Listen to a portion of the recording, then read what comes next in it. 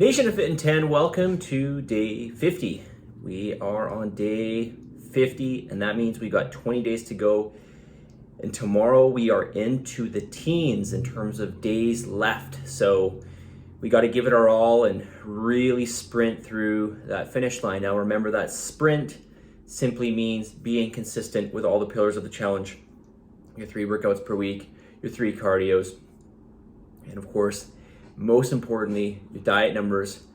Those numbers are super, super important in that you are consistent with them, okay? Not thinking that less is better, certainly not thinking that less is better, all right? And we talked a little bit about that today in the meeting, especially with protein. We talked about the role of protein. Well, we talked about many things, nutritionally speaking. We talked about protein, carbohydrates, and fats.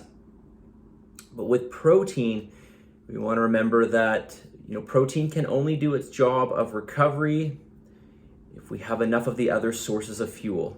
Because if our focus is just protein and not other sources of fuel, if our diet focus is solely protein or majority protein, this means 1, our calories are low, but 2, we're going to use protein for energy. And protein cannot be used, or I should say, therefore, protein cannot be used as it should be, as a building block, okay, as a recovery tool. The other thing we talked about today, because somebody asked me a question about, for example, is butter healthy, saturated fat? Mark, you're saying saturated fat is okay. And so this person raised a very good question because she went on to say, every source she reads or sees, saturated fat is vilified, and we're told to stay away from it. But I just so I can't sit here and say 100% sure that saturated fat is okay. I in particular don't pay attention to it. I make sure I get a lot of it, and we can go through the reasons why I did in the meeting that we had. But there is no evidence of this. There just is no evidence of it. And if you go back to my video on cholesterol, you can see where cholesterol and saturated fat came into play in the 1950s when Ansel Keys did the 7-country study, which was actually the 22-country study, where he correlated essentially the amount of heart disease and atherosclerosis that was seen in these 7 countries, and these countries had high saturated fat intake. But what he failed to include were the other countries that had, that didn't correlate with his conclusion. So he just took out the data that didn't support his conclusion and kept in the data that did.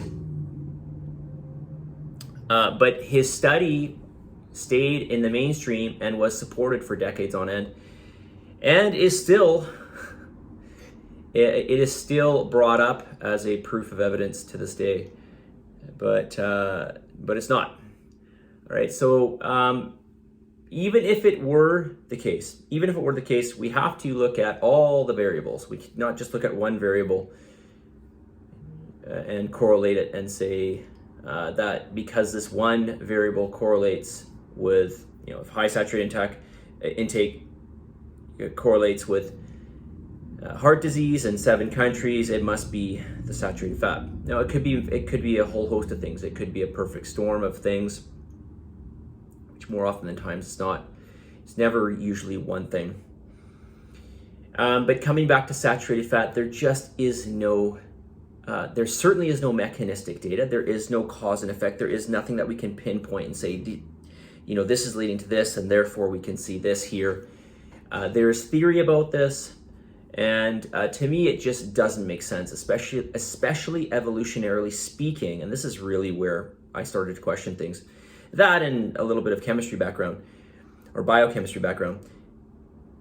It didn't make sense to me, and I looked into it, and then I just didn't see any evidence of this. So in my mind, I don't see any of it. And there's many other people out there who are certainly much more educated in this area than I am who would say the same thing.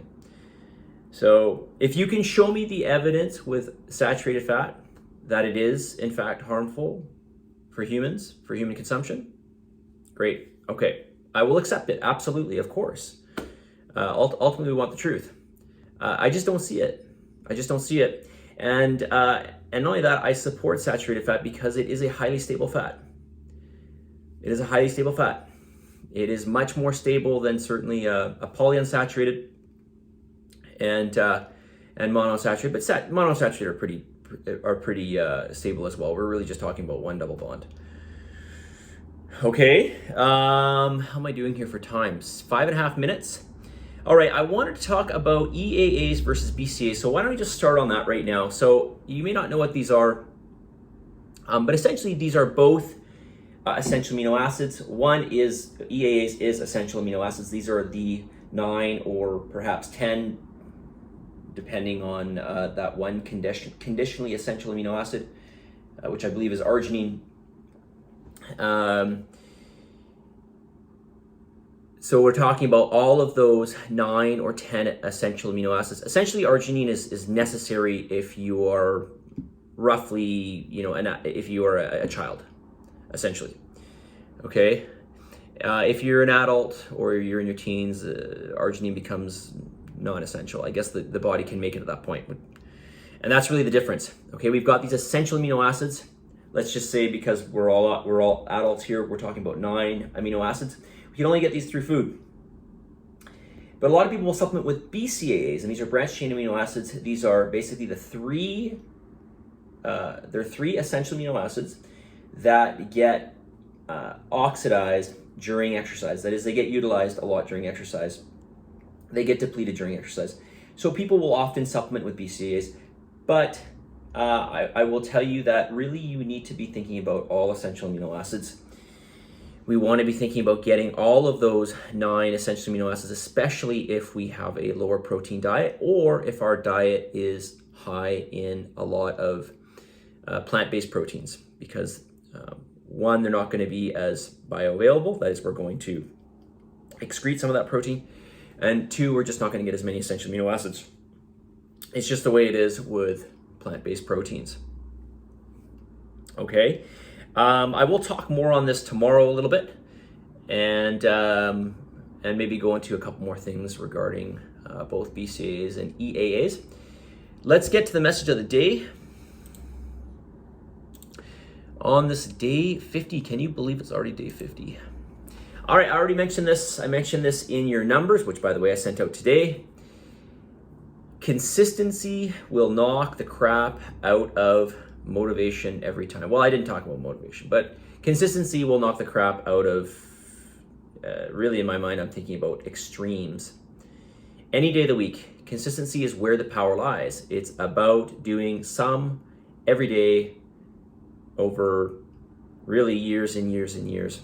And that's really where we see major change and major progress in any endeavor, really.